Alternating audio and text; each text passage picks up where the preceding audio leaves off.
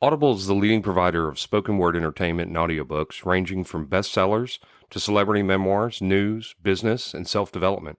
Every month, members get 1 credit to pick any title, plus 2 Audible originals from a monthly selection, and access to daily news digests from the New York Times, the Wall Street Journal, and the Washington Post, as well as guided meditation programs. Between a full-time job in IT and a full-time job in podcasting, it gets harder and harder to sit down and read the books I'm interested in. This is where Audible comes in. I can listen on my daily commute, relaxing, or while out running errands and still get in the books I've been wanting to get into. You can download titles and listen offline anytime, anywhere. The app is free and can be installed on all smartphones and tablets. Now you can try Audible risk-free with a special 30-day free trial by visiting audibletrial.com/nerdery and murdery. That's audibletrial.com/nerdery and murdery. Don't let your busy life get in the way of that great book you've been wanting to read. Go get your free trial of Audible today. This podcast is sponsored by BetterHelp. This is Geoffrey, and we've talked about many times before that I experience problems and struggles with my mental health, and really without a healthy mind, being truly happy and at peace is hard. The good news is therapy does work. It's helped for me, but what is therapy exactly? It's whatever you want it to be. Maybe you're not feeling motivated right now and would like some tools to help. Or maybe you're feeling insecure in relationships at work, or you're not dealing well with stress. Whatever you need, it's really time to stop being ashamed of normal human struggles, and it's time to start feeling better because you deserve to be happy. And now you don't have to worry about finding an in-person therapist near you to help. BetterHelp is a customized online therapy that offers video, phone, and even live chat sessions with your therapist, so you don't have to see anyone on camera if you don't want to. It's much more affordable than in-person therapy, and you can start communicating with your therapist in under 48 hours. So join the millions of people who are seeing what online therapy is really about. It's always a good time to invest in yourself because you are your greatest asset. And there's a special offer to Nerdery and Murdery listeners. You can get 10% off your first month of professional therapy at betterhelp.com/nerdery and murdery. That's betterhelp.com/nerdery and murdery. Thanks again to BetterHelp for sponsoring this podcast. Under blue moon I saw you, so soon you'll take me. Up in your arms, too late to beg you, or cancel it though I know it must be, the killing time, unwillingly mine. Fate, up against your will, through the thick and thin, he will wait until you give yourself to him. And I'm hearing the song as I go through my head as you're going through it. You give yourself to him.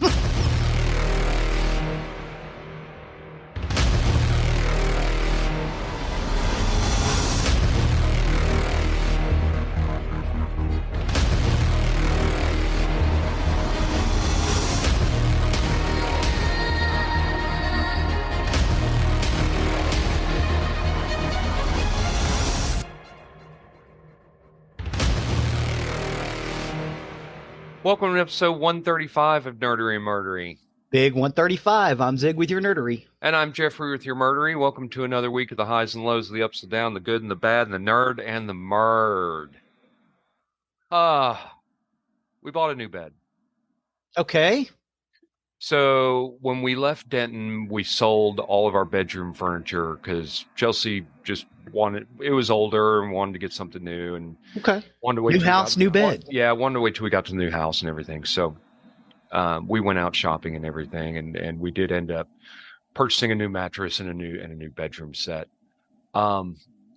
Here's what I can say about that. It's fucking the price of a fucking car to get that kind of shit.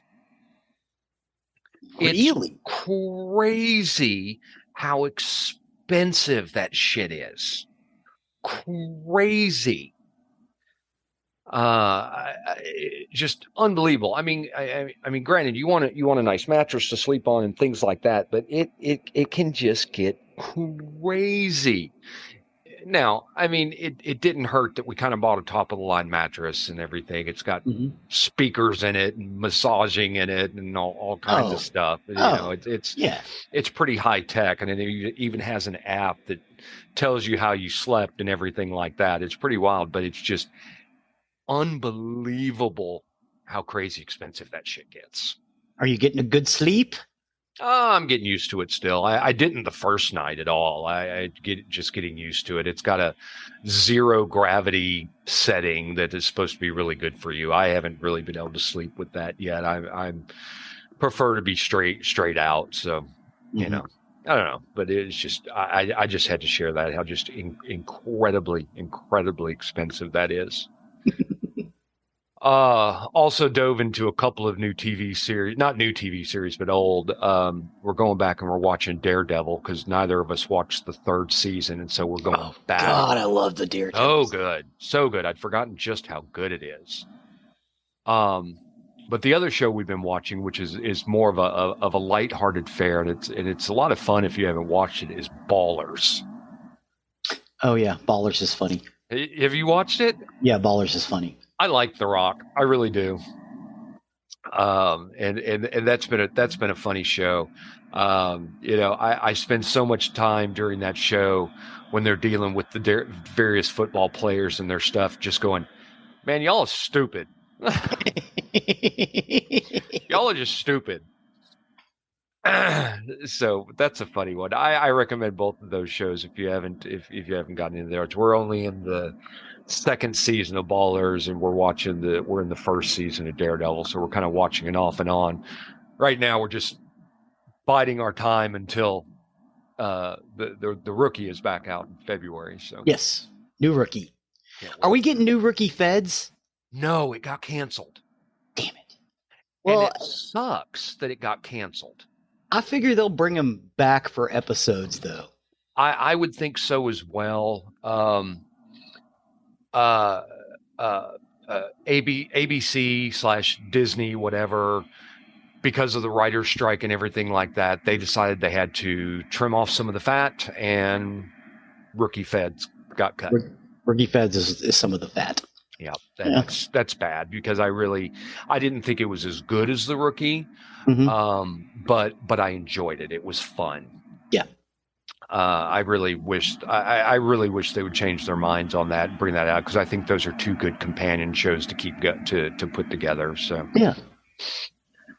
Anyway, that's all I got. You got anything for the yeah, me and the kids did go roller skating last weekend. That was a lot of fun. I sent some pictures, made a TikTok. We had a good time. Missed roller skating. I was only able to do it for about 30 minutes. Then my knees gave out. I think it may have something to do with the fact that it was really cold outside. Yeah. But I was able to do a little roller skating. Got a little backward skating in. Been a while since I've been able to do that. So just because I forgot how. Yeah, as we said in a previous episode, I'm tired of this cold. I'm ready for the mild temperatures to come back. Yes. It is cold and rainy today, and that interferes with my golfing. No. So, sucks. So, all right. Well, I will let you step over on the nerdery side of the house. Excellent. Today we're going to talk Nerder. I like it. We should do that. Today we're going to talk about 3 albums by Echo and The Bunnymen, which is a ridiculous name. Yeah. So Echo and The Bunnymen The Bunnymen is an English rock band formed in Liverpool in 1978. The original lineup consisted of vocalist Ian McCullough, guitarist Will Sargent, and bassist Les Pattinson. By 1980, Peter DeFreitas joined the band as the band's drummer. And that one band that I played that one time you thought was really good, the Heartthrobs, those are Peter DeFreitas' sisters. Okay. The 1980 debut album, Crocodiles, went into the top 20 of the UK album charts after its release. Their second album, Heaven Up Here, in 1981, the band's cult status was followed by mainstream success in the UK in 1983 when they scored a UK top 10 hit with The Cutter. And the album which the song came from, Porcupine. Hit number 2 in the UK. Their next album, Ocean Rain, which was released in 1984, continued the band's UK chart success with its lead single, The Killing Moon, entering into the top 10. After they released a self-titled album in 1987, Ian McCulloch left the band and was replaced by singer Noel Burke. In 1989, Peter DeFreitas was killed in a motorcycle accident. After working together as Electrofixation, McCulloch and Sargent regrouped with Pattinson in 1997 and returned as Echo and the Bunnymen before Pattinson's departure in 1998. The band has done some touring and released several albums since the late 1990s to varying degrees of success. The 3 albums we're talking about today are going to be Porcupine, Ocean Rain, and the eponymous Echo and the Bunnymen album, which in my mind are probably the best work that those guys did. Ian McCulloch began his career in 1977 as one-third of the Crucial Three, a bedroom band which also featured Julian Cope and Pete Wiley. When Wiley left, McCulloch and Cope formed a short-lived A Shallow Madness with drummer Dave Pickert and organist Paul Simpson, during which time such songs as Read It in Books, Robert Mitchum, You Think It's Love, and Space Hopper were written by the pair. When McCulloch left the band, A Shallow Madness changed their name to The Teardrop Explodes and went on to be pretty famous in England. It's usually referred to as Julian Cope, and The Teardrop Explodes, or sometimes just Julian Cope. But they were great. One of my favorite songs is by those guys. McCulloch then joined with guitarist Will Sargent and bass player Les Pattinson to form Echo and the Bunnymen. The early incarnation of the band featured a drum machine assumed by many to be Echo, though this has been denied by the band. In the 1982 book Liverpool Explodes, Will Sargent explained the origin of the band's name. He says, and I quote, "We had this mate who kept suggesting all these names like the Dazmen or Glycerol and the Fan Extractors. Echo and the Bunnymen was one of them. I thought it was just as stupid as the rest, but it looked cool on a poster." So that's what they went with. Echo is not for the drum machine. In November 1978, Echo and the Bunnymen made their debut at Liverpool's Eric's Club, appearing as the opening act of The Teardrop Explodes, the band that formed out of the essentially the Crucial Three. The band played one song, a 20-minute version of Monkeys, which was entitled Begsy Yours at the time. So,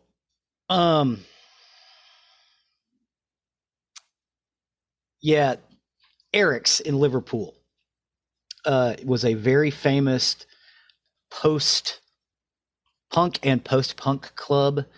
There is a very famous album by Yazoo in England, or Yaz here, called Upstairs at Eric's, because Eric's was an underground club and there were apartments above it that some of those people lived in.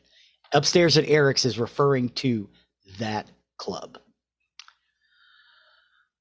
Porcupine is the third studio album by the English post-punk band Echo and the Bunnymen, first released on the 4th of February 1983, and it became the band's highest charting release when it reached number 2 on the UK album charts, despite initially receiving poor reviews.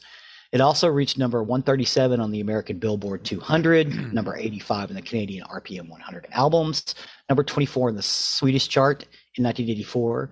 The album was certified gold by the British phonographic industry. The album includes the singles The Back of Love and The Cutter. So the album's tracks are The Cutter, The Back of Love, The White Devil, Clay, Porcupine, Heads Will Roll, Ripeness, Higher Hell, Gods Will Be Gods, and In Bluer Skies.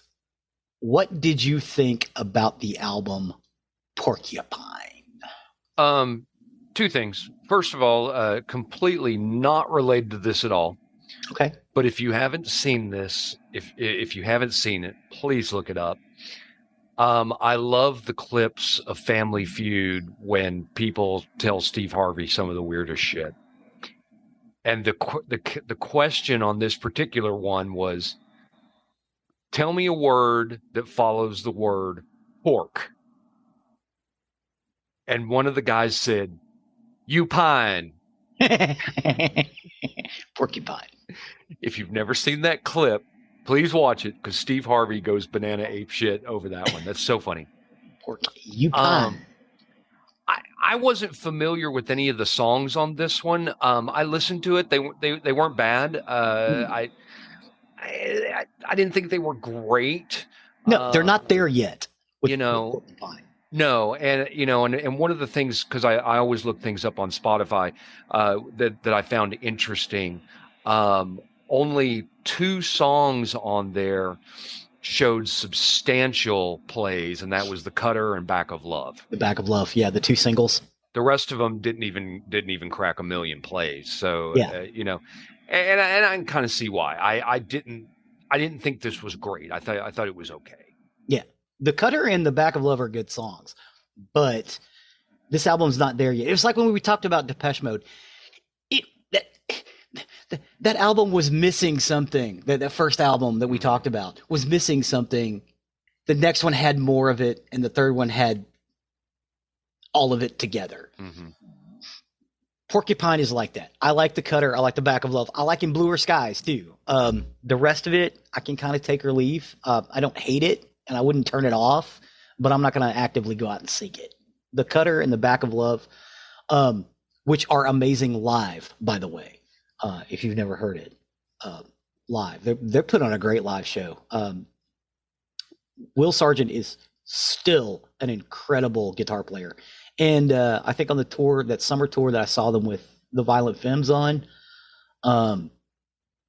Lee Pattinson was with them as well. So I mean, it was like old home week. They are Liverpudlian, so they sound like the Beatles. Ian McCullough has a beautiful singing voice, even though it's kind of raw, kind of rough. It's not classically beautiful, but it is hauntingly beautiful. Yeah. When he speaks, he's almost impossible to understand. Matter of fact, he even made fun of us and him. He said something on the microphone. He's like, "Do you understand that?" And we were all like, "No!" He's like, "Well, no, it's English." And then I think he went into The Back of Love right after that. So, but yeah, no, I'm with you. The Porcupine is not quite there.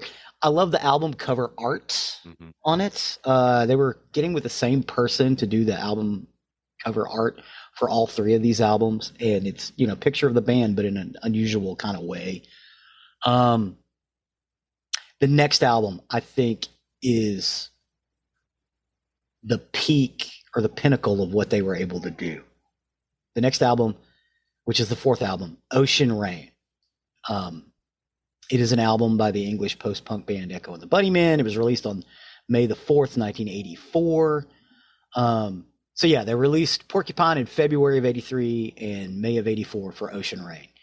It reached number 4 in the UK album charts, number 87 in the United States Billboard 200, number 41 on the Canadian RPM 100 albums, and number 22 on the Swedish charts.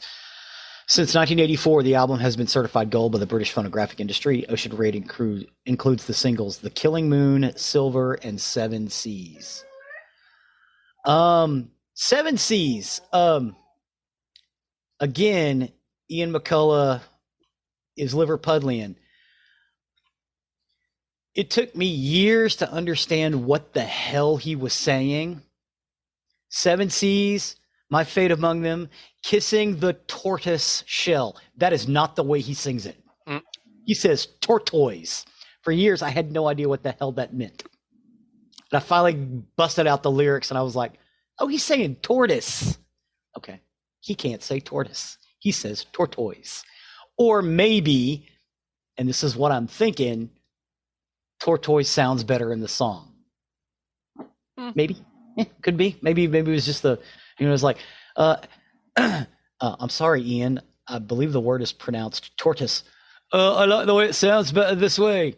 And that's what they went with. So I don't know. I'm curious. I guess if I ever met Ian McCullough, I asked him to pronounce the word tortoise. But the band wrote songs for this new album in 1983. In early 84, they recorded most of the album in Paris using a 35-piece orchestra, with other sessions taking place in Bath and Liverpool, their hometown. It received mixed reviews. The album was originally released as an LP and a cassette, in May of 1984 before it was reissued on CD in August. The album was reissued on CD in 2003 along with the other 4 of the band's first 5 studio albums, having been remastered and expanded before again being reissued in 2008 with live bonus disc. The artwork for the album was designed by Martin Atkins, and the photography was by Brian Griffin, who'd done the other photography for the last album and the next album as well. Echo and the Bunnymen played a number of concerts in 2008 where they performed Ocean Rain in full with the backing of an orchestra. Now, Ocean Rain only has 9 songs on it. Silver, Nocturnal Me, Crystal Days, The Yo-Yo Man, Thorn of Crowns, The Killing Moon, Seven Seas, My Kingdom, and Ocean Rain.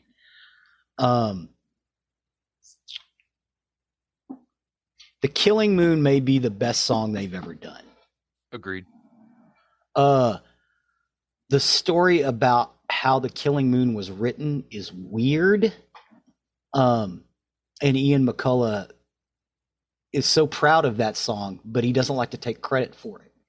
So he was asleep, right? He had a pad and pen next to his bed in his nightstand. That's what he says. He never does that. There just happened to be one. He woke up, wrote out the lyrics for The Killing Moon, and went back to bed.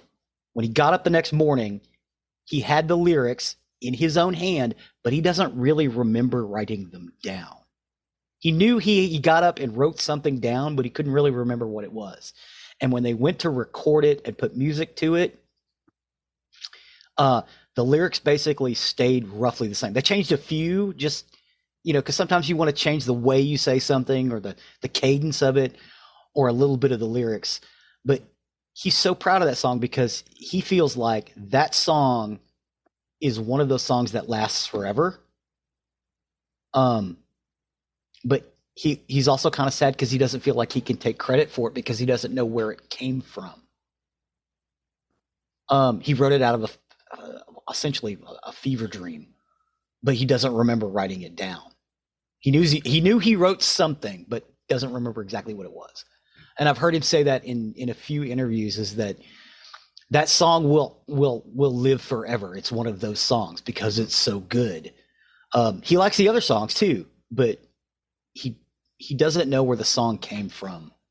Well, and this album was obviously has more airplay than Porcupine. Mm-hmm. Upine. I like this album. Of course, The Killing Moon is, I agree, is probably their greatest song. But it's it's funny when you look at this album because in the previous one, most of the songs on Spotify didn't have more than 1 million plays. All of them have more than 1 million on here. But when you talk about The Killing Moon, so the lowest listened to song on this album had just over 1 million. Yo-Yo Man? Yes, Yo-Yo Man. Mm-hmm. Just over 1 million. Then you go to several others that are below 2 million. Then you go to Silver, which is almost 3 million. Mm-hmm. Ocean Rain, which is over 3 million. Seven Seas, which is over 11 million. The Killing Moon, 167 million. Yep. So far, well, and then there's Nocturnal Me, which got over 13 million. Just so far difference from all the others, but it's a great song. It's a good album, but The Killing Moon is great. I think this is where they were at their peak. I like the next album, the Echo and the Bunnymen album. Believe it or not, at the time, the single off of that actually was bigger over here than anything off of Ocean Rain. But I think Ocean Rain is the bomb diggity. Yeah.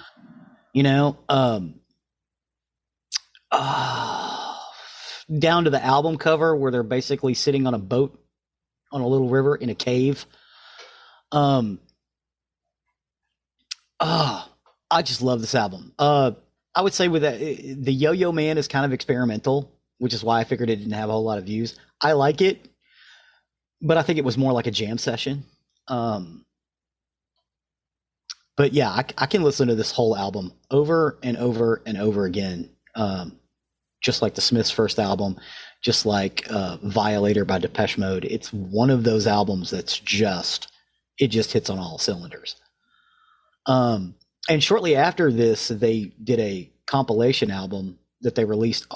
I think they only released it over here to kind of garner some biz for their new upcoming album. It's called Songs to Learn and Sing. Also a photograph of the band, but all walking in silhouette, taken by that same photographer. It's a great album cover. That's the one that most of the people here got into. Mm-hmm.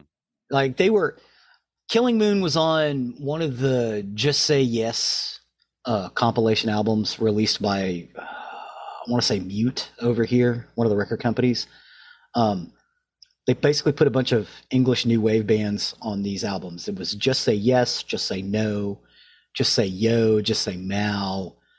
But it had a whole bunch of really cool stuff on it. Killing Moon was on one of those, as well as Seven Seas. Then they released the Songs to Learn and Sing. Sorry. You'd think I'd know the name of it since I wore a cassette of it out. But Songs to Learn and Sing was basically my introduction to them, and then I got Ocean Rain, and then Echo and the Bunnymen. I think Ocean Rain is better, but as far as compilation albums go, Songs to Learn and Sing is pretty awesome. But yeah, The Killing Moon is just, I can't say enough about it. You guys need to listen to it right now. Go listen to it right now. Okay, they've listened to it. Now they know what I'm talking about. The next album in our list is Echo and The Bunnymen. It's the 5th studio album by the English post-punk band Echo and The Bunnymen, and their last with drummer Peter DeFreitas, who died in 1989 in a motorcycle accident. The album, part of the 27 Club too, by the way. The album was produced by Laurie Latham. The sessions took place in Germany, Belgium, London, and Liverpool, following an aborted attempt at recording the tracks without DeFreitas and with producer Gil Norton. With Latham being an exacting producer, the singer Ian McCullough received star treatment, and drinking heavily they recorded was more difficult than the band had initially hoped. The album which made more use of keyboards than their previous album, which had been string heavy. 3 singles were issued: The Game, Lips Like Sugar, and Bedbugs and Ballyhoo. Lips Like Sugar at the time charted higher than The Killing Moon. And although Echo and the Bunnymen was successful in the United Kingdom and to a lesser degree the US, it received mixed reviews from the music press following its release in July of '87. So it took them 3 years to make this album. The album reached number 4 in the UK album charts and has been certified silver by the British phonographic industry. British pornographic industry. It's a lot of tea. In North America, it reached number 51 on the U.S. Billboard Top 200 and number 51 on the Canadian Top 100.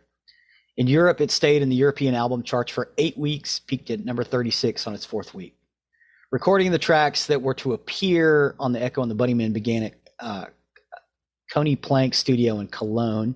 Both Echo and the Bunnymen and their label, Warner Brothers Records, were unhappy with the results of the Norton sessions with Palmer playing drums. Keen to record again with DeFreitas, the band decided to scrap the Norton sessions and to start recording a new album with Latham, who had previously worked on the band on their 1985 single, Bring On the Dancing Horses, which is on the Songs to Learn and Sing. The session moved from Cologne to ICP Studios in Brussels before returning to Cologne and finished off at the Workhouse in London and Amazon Studios in Liverpool. The band hoped that the album would be a collection of simple songs. However, Latham was very specific and exacting, and he would work on one song for as long as a month. Recording was also complicated by the star treatment received by McCullough that, along with his heavy drinking, alienated him from the rest of the band. In a 1995 interview, guitarist Will Sargent said of McCullough's treatment, "We just found it all ridiculous. He had people running around behind him basically wiping his arse." McCullough later said in a 1987 interview, "I knew I was losing it. I was on another planet, but when I didn't want to be on the one the other Bunnymen were on." While making the album, the band recorded a version of The Doors' 1967 People Are Strange for the soundtrack for the 1987 film The Lost Boys. Ray Manzarek, former keyboardist and keyboard player with The Doors, was brought in to provide keyboards for the song. While in the studio, he also contributed keyboarding to a re-recording of Bedbugs and Ballyhoo, which has previously been the B-side for the 12-inch version of Bring on the Dancing Horses. Once Echo and the Bunnymen had been recorded, the band's management company, Direct Management, decided to have it mixed by Bruce Lamkov in the U.S. While the album was mixed, the band was on tour in Brazil and listened to the finished tracks over the telephone. Latham moved the band away from use of strings, which featured heavily on Ocean Rain and to a lesser extent on Porcupine, and introduced keyboards to the melody of the tracks. DeFrida's drumming was contained and discreet, and McCullough's vocals were more restrained. Although the album contained hook-heavy tracks such as Lips Like Sugar, the guitarists on tracks such as Lost and Found are more representative of the album as a whole. I'd agree with that. The resulting album was disliked by the entire band, described in 87 was he thought of as the production of the album. Sargent described it as an overcooked fish. Les Pattinson said, "I like the songs, I just hated the mixes." And in 95, McCullough said, "It still sounds like crap." There are 11 songs on this album. They are The Game, Over You, Bedbugs and Ballyhoo, All in Your Mind, Bomber's Bay, Lips Like Sugar, Lost and Found, New Direction, Blue Blue Ocean, Satellite, and All My Life. Lips Like Sugar was a huge hit on the indie charts here. So was Bedbugs and Ballyhoo, even though it's kind of a jazz tune. They usually open their shows with Bedbugs and Ballyhoo, though, just because it's just such a smooth groove. Again, it's got that jazzy sound to it. What did you think about this album? Well, Lips Like Sugar is the only one I knew before listening to this album. I don't know. This album was okay. Mm-hmm. But not as good as Ocean Rain, right? Definitely not as good as Ocean Rain. This is not one I could listen to over and over, except for Lips Like Sugar. That's a good song. Mm-hmm. But it's just this album was okay. It was okay to me. I just not that great. Yeah, not that great. I don't think it's necessarily overproduced, but I just don't think they were. I don't think they were clicking on all 8 cylinders when they made it. You know what I mean? And again, I love Lips Like Sugar. I love Bedbugs and Ballyhoo. I love Blue Blue Ocean too. Not a lot of people do, but I just think it's nice and moody. It's a good record to put on when it's raining outside. It had a happier tone than Ocean Rain, but I kind of like Ocean Rain better. I can just sit and listen to Ocean Rain, put it on in the background. It's awesome. Not so much this one. I kind of have to seek it out. Mm-hmm. But yeah, it's not a bad album. It's better than some other albums I heard that came out in 1987 by a long shot. And I think of a lot of people over here when they would ask me, "Hey, what are you listening to?" "Oh, it's Echo and the Bunnymen." They'd giggle because it's a dumb name for a band, but I think that may have had some effect on how well they were received over here. You know, it's not like the Smiths or the Cure or Depeche Mode. You can get behind those. Echo and the Bunnymen sounds like a garage band, but they're not. You know, it's just they had a bunch of dumb names for bands, and they picked one out of a list. Like the Goo Goo Dolls, same thing. They had to pick a name. They picked that one. Why not? Right. I think if they'd have thought about it, they probably would have done something else. Like Electrofixation. That's a great name for a band. Mm-hmm. But yeah, and after this, Ian McCullough released a solo album, which I really like, but it was missing something. He needed Will Sargent on that album. And the Echo and the Bunnymen album that they released in 1990 with a new singer was also okay, but it was also missing something. And I don't think they ever really got that back. Now, having said that, when I saw them live, it was like 4 years ago. It wasn't bad at all. Mm-hmm. You know, I want to say it was like 2019. It was that summer. Awesome, brilliant, beautiful, loved them. But you know, they were basically just playing the hits. Because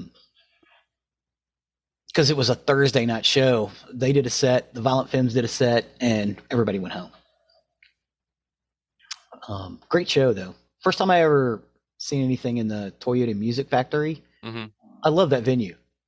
I love that you can roll the doors up. Yeah. Yeah, at the back and make it like an outdoor show, or you can roll the doors down and make it an indoor show with good AC. Because it was like 100 degrees outside, and I had to wear a jacket inside the venue with all the stage lights and everything else. And I was up pretty close. Great show, great venue. Echo and the Bunnymen opened, and Violent Femmes closed.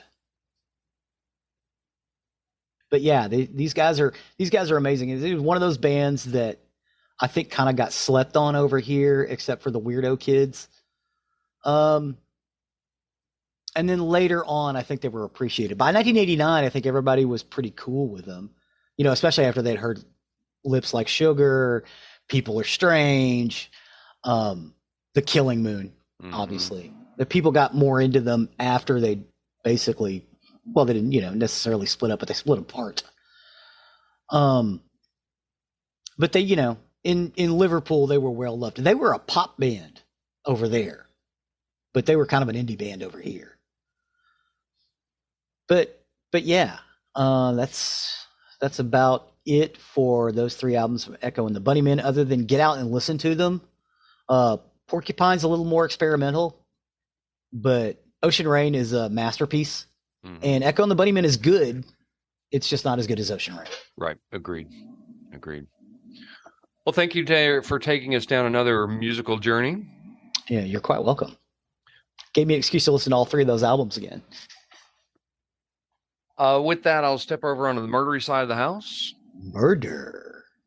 For today, I got my information off Biography, Wikipedia, Britannica, Investigation Discovery, and I have had this one on my list for quite a while, just wasn't ready to dive into it yet. And this is the story of John Wayne Gacy.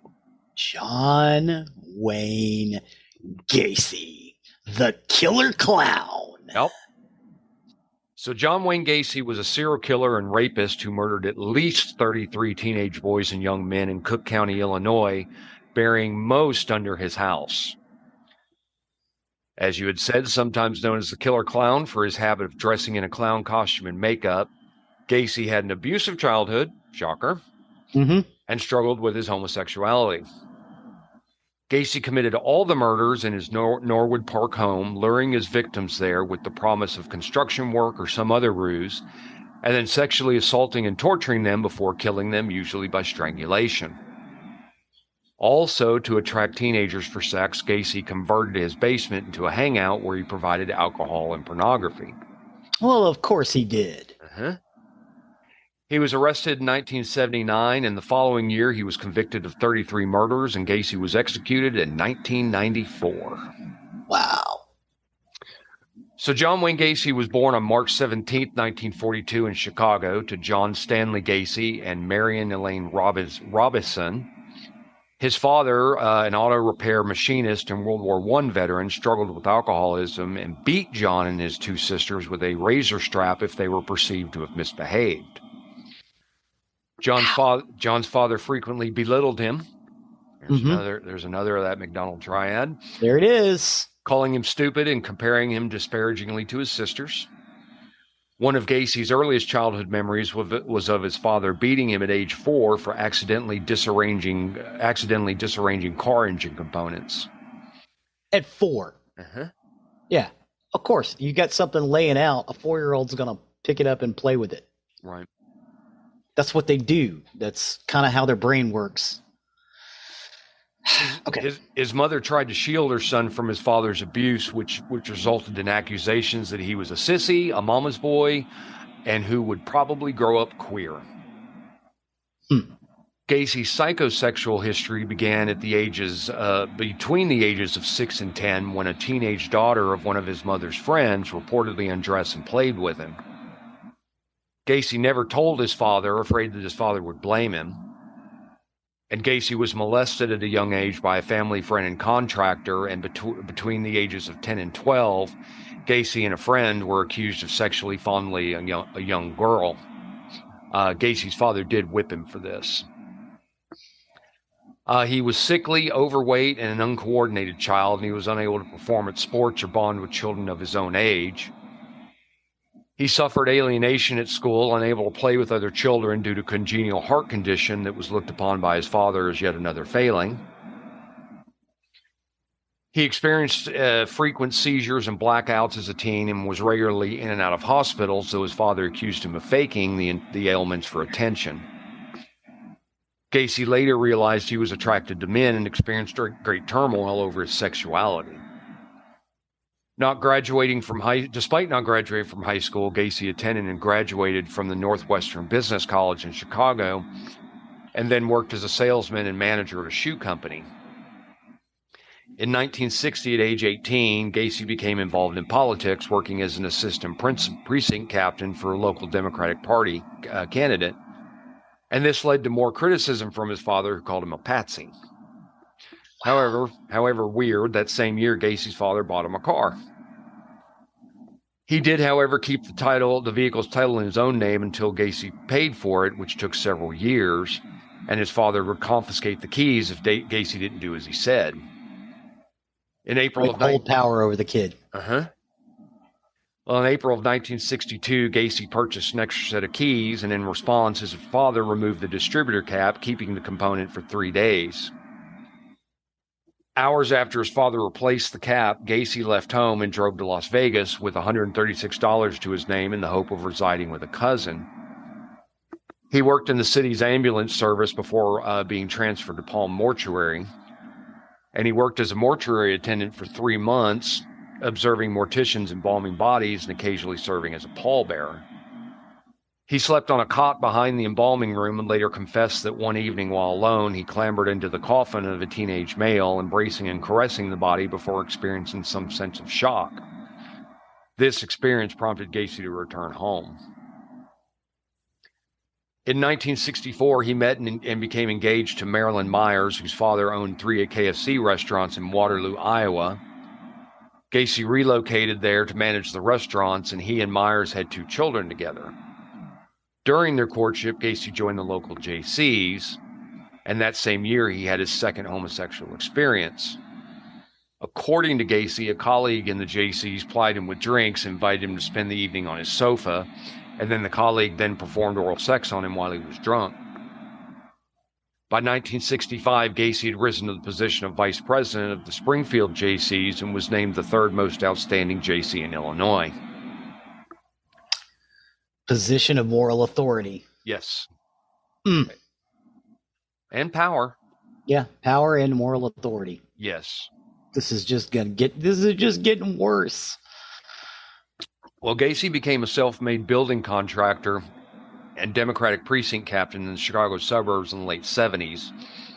He later speculated his political involvement might have been an attempt to antagonize his father, who mocked his interest in politics.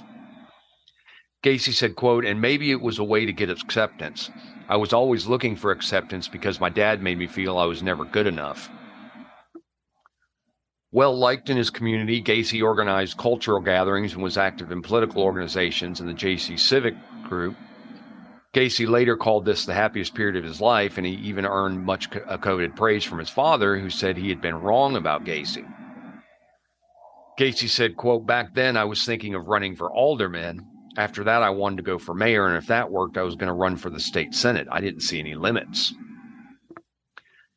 Gacy was a member of the Chicago area Jolly Joker Clown Club and frequently performed in clown attire and makeup at children's parties, charity fundraisers, and other events as his alter egos, Pogo the Clown or Patches the Clown. Years later, during a conversation with detectives while he was under surveillance, Gacy discussed his work as a clown, remarking, quote, "Clowns can get away with murder." In August 1967, Gacy sexually assaulted 15-year-old Donald Voorhees Jr., the son of Donald Edwin Voorhees, who was a local politician and fellow JC. Voorhees? Huh. I know. I found that. I wonder if that's where he got the name. Right. I did too. I wondered that exact same thing. Those of you who don't know, Jason Voorhees, Friday the 13th. Gacy lured Voorhees to his house with the promise of showing him heterosexual stag films regularly played at JC events.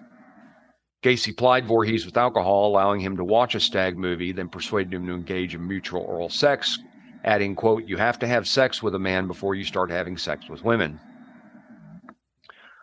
Over the following months, Gacy abused several other youths, including one whom he encouraged to have sex with his own wife before blackmailing him into performing oral sex on him. Gacy also tricked several teenagers into believing he was commissioned to conduct homosexual experiments for scientific research and paid them up to $50 each. Oh, got the kid to have sex with Gacy's wife? Yes. So Gacy's wife knew about this? Well, she at least knew about the kid having the sexual experience. That's true. Okay. In March of 1968, Voorhees told his father that Gacy had sexually assaulted him. Voorhees Sr. immediately informed the police, who arrested Gacy and charged him with performing oral sodomy on Voorhees and the attempted assault of 16-year-old Edward Lynch. Gacy vehemently denied the charges and demanded to take a polygraph test, but the results of those tests were indicative of deception. Gacy publicly denied any wrongdoings and insisted the charges were politically motivated, as Voorhees Sr. had opposed Gacy's nomination for appointment as president of the Iowa Jaycees. Several fellow Jaycees found Gacy's story credible and rallied to his support. However, on May 10, 1968, Gacy was indicted on the sodomy charge. On August 30th, 1968, Gacy promised one of his employees, 18-year-old Russell Schroeder, $300 if he physically assaulted Voorhees in an effort to discourage the boy from testifying in court. Schroeder lured Voorhees to an isolated country park, sprayed mace in his eyes, and then beat him. Voorhees did escape and reported the assault to the police, identifying Schroeder as his attacker, and they arrested him the following day. And while initially denying any involvement, Schroeder soon confessed to assaulting Voorhees, indicating he had done so at Gacy's request. Police arrested Gacy and laid an additional charge of hiring Schroeder to assault and intimidate Voorhees. On November 7, 1968, Gacy pleaded guilty to one count of sodomy in relation to Voorhees, but not guilty to the charges related to the other youths. Gacy claimed Voorhees had offered himself to him and that he had acted out of curiosity, but his story was not believed. Gacy was convicted of sodomy on December 3rd and sentenced to 10 years imprisonment to be served at the Anamosa State Penitentiary. That same day, Gacy's wife petitioned for divorce, requesting she be awarded the couple's home and property, sole custody of their 2 children, and alimony. The court ruled in her favor, and the divorce was finalized on September 18, 1969, and Gacy never saw his first wife or his children again. Gacy was a model prisoner and was released on parole in the summer of 1970 after serving 18 months of his sentence. However, he got arrested again the following year after another teen claimed he lured him into his car and drove him to his house, where Gacy tried to force him into sex. The charges were dropped, though, when the boy didn't appear during the trial. And with financial assistance from his mother, Gacy bought a house on 8213 West Summerdale Avenue in Norwood Park, Illinois, where all of his future murders would take place. In 1971, Gacy started a construction business called PDM Contractors, which grew rapidly, became financially successful. And also that year, Gacy became engaged to Carol Hoff, who he dated briefly in high school. The two got married in 1972. Most of his employees at PDM Contractors were high school students and young men who he would proposition for sex, sometimes under the threat of violence. Gacy also claimed to own guns, once telling an employee, quote, "Do you know how easy it would be to get one of my guns to kill you? How easy it would be to get rid of the body?" Nevertheless, Gacy kept up a public front as a community man, hosting summer parties that were popular and well attended. On February 12, 1971, Gacy was charged with sexually assaulting a teenage boy who claimed he had lured him into his car at Chicago's Greyhound bus terminal and driven him to his home, where he attempted to force the boy into sex. The court dismissed the complaint when the boy failed to appear, but on June 22nd, Gacy was arrested and charged with aggravated sexual battery and reckless conduct in response to a complaint filed by a youth who claimed that Gacy had flashed a sheriff's badge, lured him into a car, and forced him to perform oral sex. These charges were dropped after the complainant attempted to blackmail Gacy, and the Iowa Board of Parole did not learn of these incidents, so Gary's parole ended on October 8, 1971, and a month later, the records of Gacy's criminal convictions in Iowa were sealed.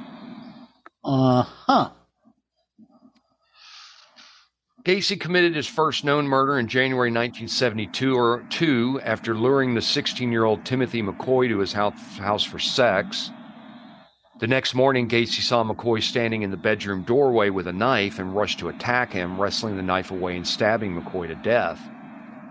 Afterward, Gacy belatedly realized that McCoy hadn't been attacking or threatening Gacy, but was rather holding the knife because he had just made them breakfast.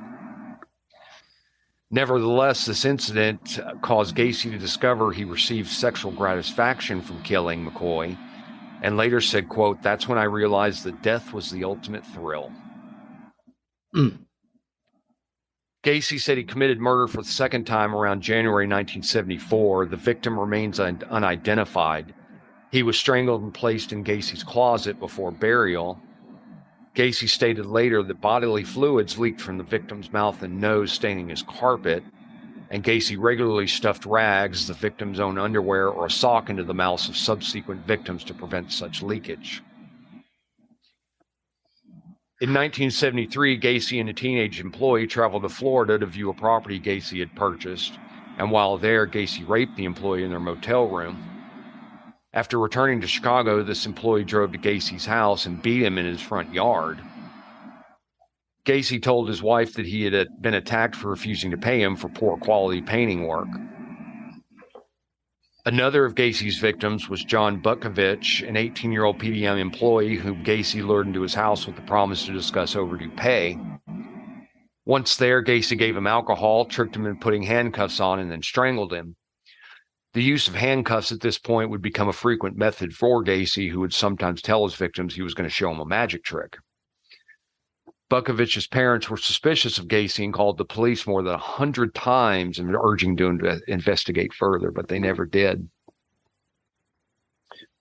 1 month They already knew the guy was his records were sealed. Oh, that's right. 1 month after his divorce was finalized, Gacy abducted and murdered 18-year-old Daryl Sampson. He was last seen live in Chicago on April 6, 1976. Gacy buried him under the dining room with cloth lodged in his throat. On May 14th, 15-year-old Randall Raffett disappeared shortly after returning home from a dental appointment.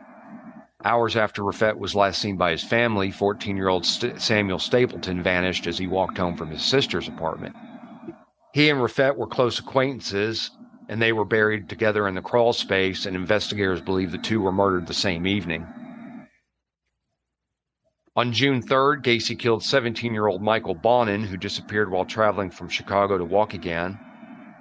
Gacy strangled Bonin with a ligature and buried him under the spare bedroom. 10 days later, Gacy murdered 16-year-old William Carroll and buried him in a common grave in the crawl space. And Carroll seems to have been the first of 4 victims known to have been murdered between June 13th and August 6, 1976. Good God. He was just on a spree.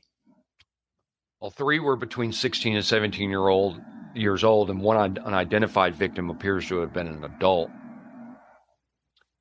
On July 26, 1976, Gacy picked up 18-year-old hitchhiker David Cram and offered him a job with PDM, and he began work the same evening. On August 21st, Cram moved into his house, and the next day, Cram and Gacy had several drinks to celebrate his 19th birthday with Gacy dressed as Pogo. Gacy conned Cram into donning handcuffs, his wrist cuffs in front of his body rather than behind, and then he swung Cram around while holding the chain-linked handcuffs, and then he said he intended to rape him.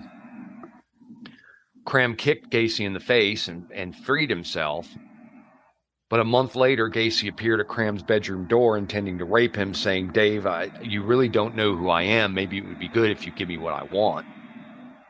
Cram resisted, straddling Gracie, who left the bedroom, stating, "You ain't no fun."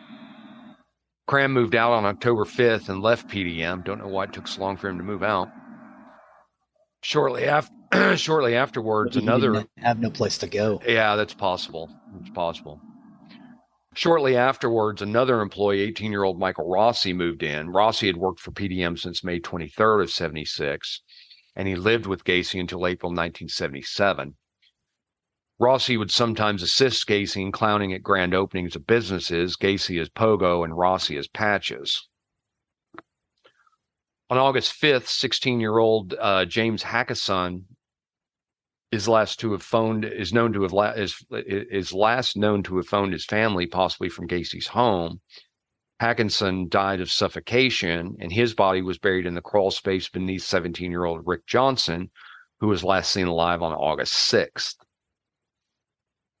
By the middle of the 1970s, two more young men accused Gacy of rape, and he was questioned by police about the disappearances of others. Gacy referred to this period of his life as his cruising years, when he committed most of his murders. Most of his victims were buried on the property, with several placed in a common grave underneath his crawl space. One of his victims, a 17-year-old PDM employee named Gregory Godzik, told his family that Gacy had earlier ordered him to dig trenches in the crawl space at his home, and Gacy later told police he arranged this work to create spaces for graves. After Godzik went missing, his family contacted Gacy, who told them that Godzik had confided to Gacy that he had planned to run away from home. Gacy is thought to have murdered two unidentified males between August and October of 1976. On October 24th, Gacy abducted and killed teenage friends Kenneth Parker and Michael Marino. The two were last seen on Clark Street in Chicago. 2 days later, 19-year-old construction worker William Bundy disappeared after informing his wife he was to attend a party. He died of suffocation, and Gacy buried the body beneath his master bedroom. Bundy had apparently worked for Gacy as well. Then between November and December of 1976, Gacy murdered 21-year-old Francis Alexander. His last contact with his family was a phone call to his mother sometime in November. He was not reported missing, as his family believed he had moved to California shortly thereafter. Alexander was buried beneath the room Gacy used as his office.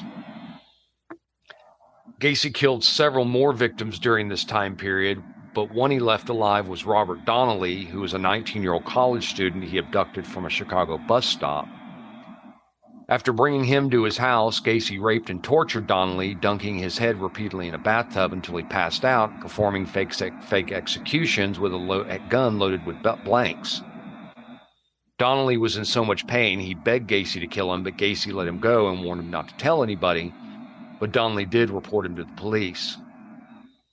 When officers investigated, Gacy said it was consensual sex slavery encounter, and the police believed him. Why? Because he was a fine, upstanding citizen. Gacy killed another victim 1 month later. On January 20th, 1977, Gacy lured 19-year-old John Sick to his house on the pretext of buying his Plymouth Satellite. He later confessed to strangling Sick in his spare bedroom, claiming Rossi was asleep in the house the following morning, and Gacy later sold the car to Rossi for $300. 2 months later, on March 15th, 20-year-old John Prestige disappeared. Prestige was last seen leaving a near Northside restaurant, and he was buried in the crawl space above the body of Francis Alexander. By the end of 1977, Gacy had murdered 6 more young men between the ages of 16 and 21. The first of these was 18-year-old Robert Gilroy, the son of a Chicago police sergeant, and was last seen alive on September 15th. Gilroy lived only 4 blocks from Gacy's house, and he would be buried in the crawl space underneath the house. That's what got him, isn't it? The Chicago police son? Yeah. No.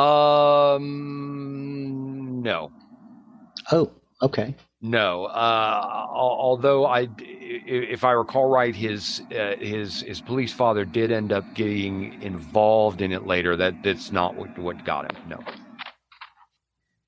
On October 17th, 21-year-old Russell Nelson disappeared. He was last seen outside of a Chicago bar. Nelson was looking for contracting work.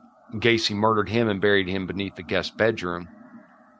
Less than 4 weeks later, Gacy murdered 16-year-old Robert Winch and buried him in the crawl space. 20-year-old Tommy Bowling disappeared on November 18th after leaving a Chicago bar. On December 9th, 19-year-old U.S. Marine David Talsma disappeared after telling his mother he was going to attend a rock concert in Hammond, Indiana. Gacy strangled Talsma with a ligature and buried him in the crawl space close to John Mowry. By 1978, Gacy's crawl space had no more space for bodies, and he started to dispose of his victims in the Des Plaines River from the bridge off the Interstate 55. That's not surprise. It's like that boathouse in Houston. Yes. You ain't got no place to put no more bodies. Yeah, for Dean Coral, yeah. The first known victim from the bridge was 20-year-old Timothy O'Rourke. He was murdered in mid-June after leaving his apartment to purchase cigarettes. Shortly before his disappearance, O'Rourke had told a roommate that a contractor on the northwest side had offered him a job. On November 4th, Gacy killed 19-year-old Frank Langen. He was last seen alive by his father walking along Foster Avenue, and his naked body was found close to an inlet in the Des Plaines River by 2 duck hunters on November 12th.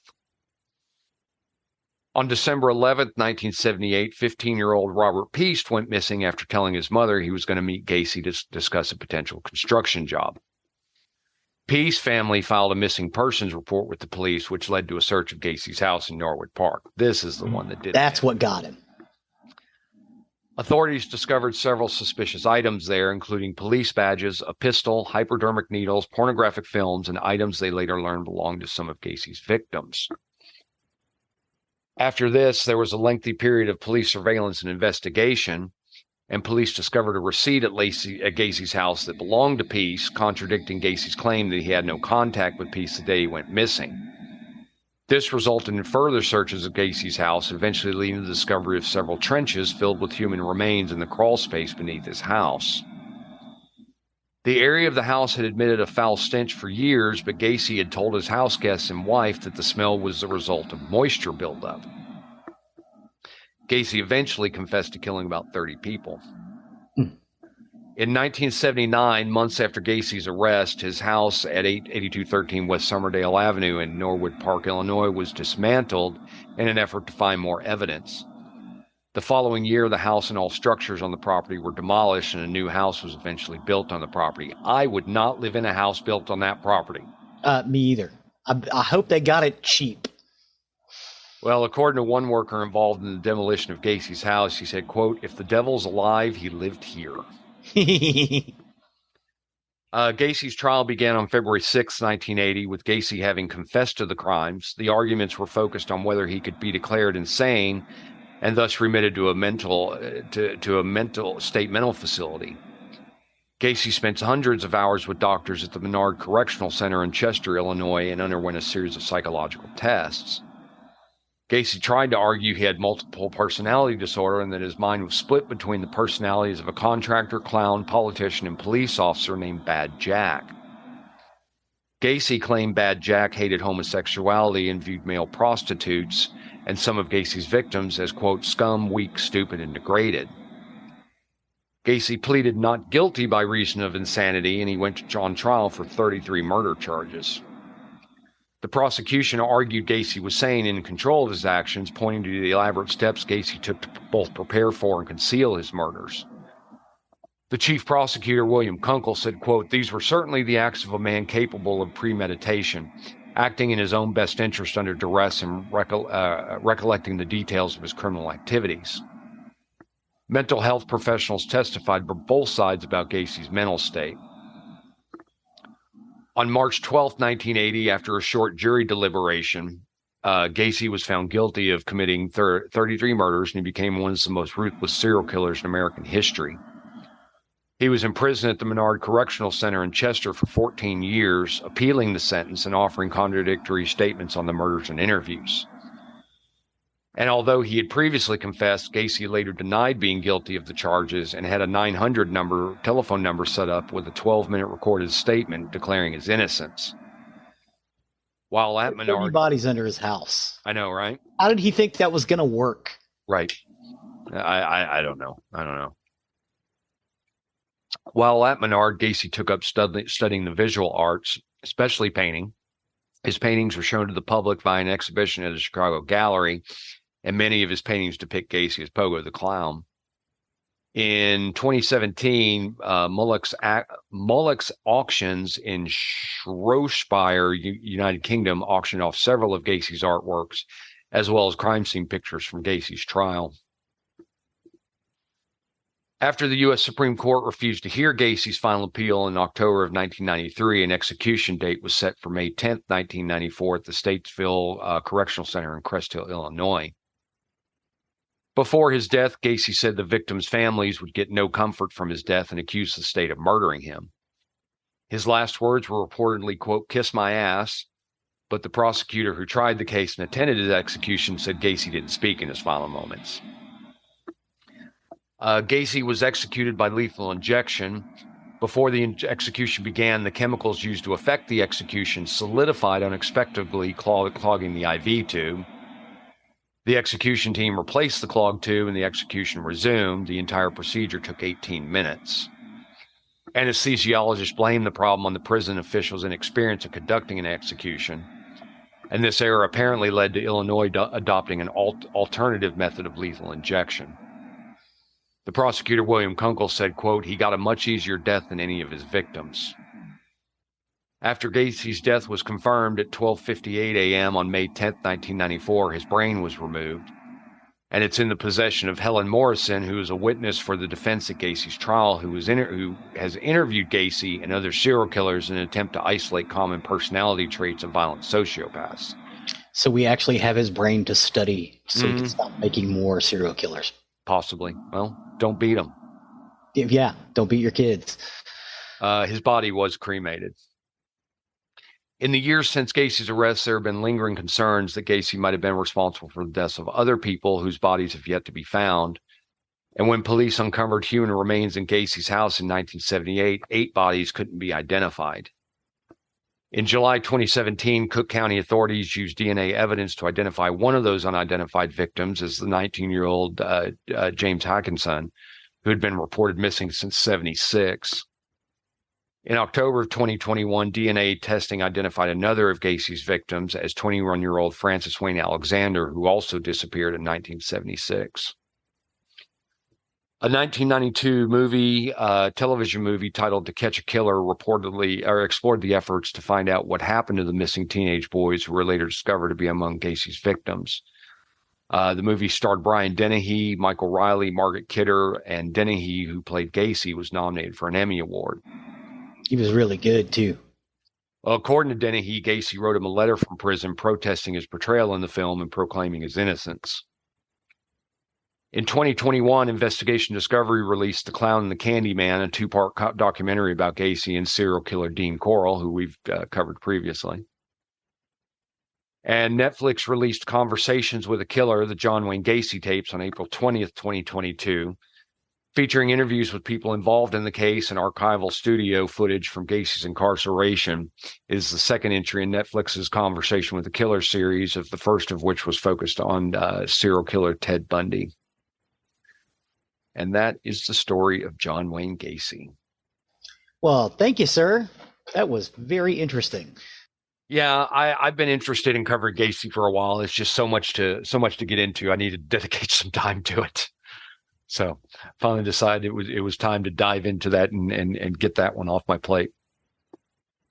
So thanks for taking that journey with me. I appreciate it as always.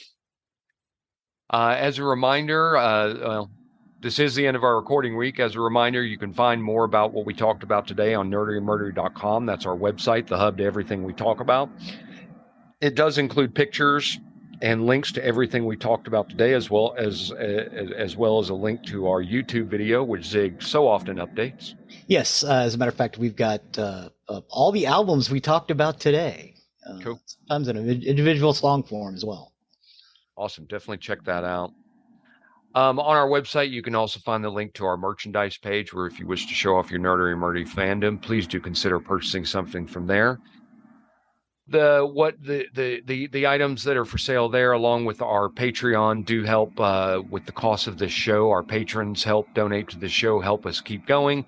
There are costs involved with keeping us up on the air and keep producing the content that we're talking about for y'all. So please do consider donating if you're a fan.